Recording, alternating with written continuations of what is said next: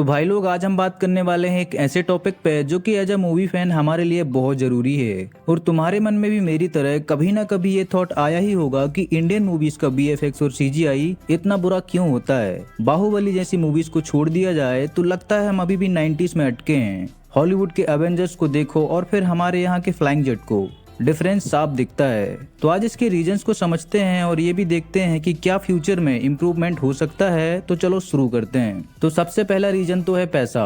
बॉलीवुड और south Indian movies का budget Hollywood के मुकाबले छोटा होता है। एक हॉलीवुड ब्लॉकबस्टर मूवी का बीएफएक्स बजट 50 से 100 मिलियन डॉलर्स में होता है, मतलब कि 400 से 800 करोड़ रुपए।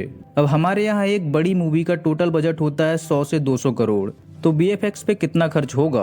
और हमारे यहाँ के एक्टर्स की फीस भी बहुत हाई होती है। लो बजट मतलब कम टाइम, कम रिसोर्सेज और कम स्किल्ड आर्टिस्ट। जब तक पैसा नहीं है तब तक आयरन मैन वाला पॉलिश एक्सपेक्ट मत करो। और दूसरा रीजन है टैलेंट का शॉर्टेज। इंडिया में बीएफएक्स आर्टिस्ट हैं, लेकिन टॉप टायर टैलेंट या तो बाहर चला जाता है हॉलीवुड के लिए, या फिर गेमिंग इंडस्ट्री में काम करता है, क्योंकि वहाँ पे भी बेटर होता है और रिस्पेक्ट भी। हमारे यहाँ जो भी बचता है उन्हें टाइट डेडलाइन और छोटे बजट के साथ काम करना पड़ता है। ट्रेनिंग इंस्टीट्यूट भी अभी उतने एडवांस नहीं हैं जितने चाहिए।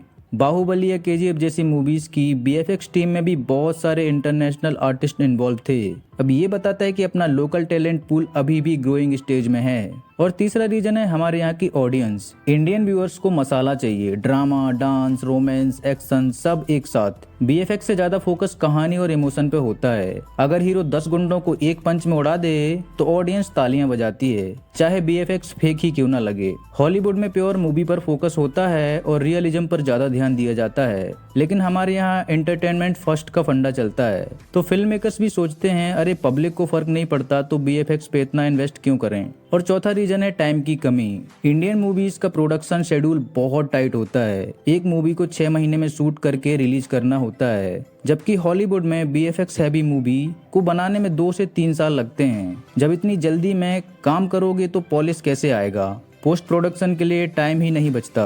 और रिजल्ट तुमने देखा ही होगा, ग्रीन स्क्रीन पर चलता हुआ हीरो साफ दिखता है और सीजीआई कौवा जो कौवा कम कार्टून ज्यादा लगता है। लेकिन उम्मीद अभी भी है। बाहुबली, RRR और केजीएफ जैसे प्रोजेक्ट ने दिखाया है कि अगर बजट, टैलेंट और विजन हो तो इंडियन बीएफएक्स भी वर्ल्ड क्लास हो सकता है। अब टेक्नोलॉजी सस्ती हो रही है और न्यू जनरेशन के फिल्म मेकर्स जैसे कि एस राजामौली या प्रशांत नील इस पे ध्यान दे रहे हैं। अगर ऑडियंस भी क्वालिटी बीएफएक्स की डिमांड करेगी तो फिल्म मेकर्स को भी मजबूरी में इम्प्रूव करना पड़ेगा। तो मेरे ख्याल से ये कुछ रीजन हैं जिनकी वजह से इंडियन मूवीज का बीएफएक्स अभी भी पीछे है। आपको क्या लगता है, क्या हमें भी हॉलीवुड से सीखना चाहिए या फिर अपना देसी स्टाइल ही परफेक्ट है? कमेंट सेक्शन में जरूर बताना। तो बस भाई लोग, आज के लिए इतना ही। मिलते हैं नेक्स्ट वीडियो में, तब तक के लिए जय हिंद, वंदे मातरम। आई होप कि वीडियो आप लोग को पसंद आया होगा और अगर आप लोग इसी तरह के और वीडियोस देखना चाहते हैं तो इस चैनल को सब्सक्राइब कर लेना।